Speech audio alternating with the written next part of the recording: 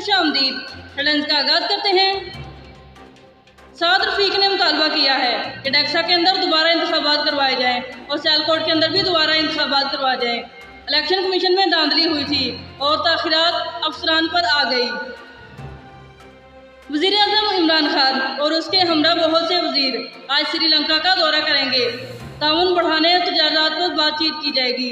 श्रीलंका और पाकिस्तान के दरमियान दोस्ती के ताल्लुकात बहुत अरसे से हैं। शबली फराज ने कहा है कि नून लीग चाहती थी दोबारा इंतखाबात करवाना, लेकिन इमरान खान ने 23 इलाकों में दोबारा इंतखाबात के चैलेंज को कबूल कर लिया है। नून लीग को दोबारा से मजम्मत उठानी पड़ेगी और फिर से तकलीफें उठानी पड़ेंगी।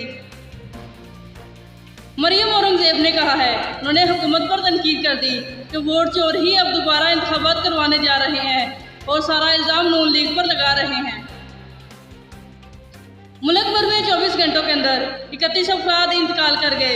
कोरोना के मुस्बत शरह 3.7 तक रही, जबकि गुज़श्ता रोज़ के अंदर 25,000 केसेस रिपोर्ट हो चुके हैं।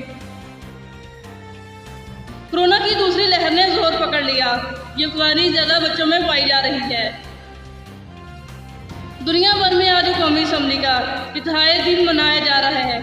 बच्चों पर जुल्म सितम रोकने के लिए ये दिन मनाया जा रहा है।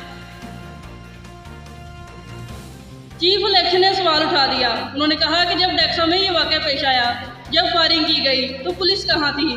पुलिस खामोश तमाशाई क्यों बनी रही?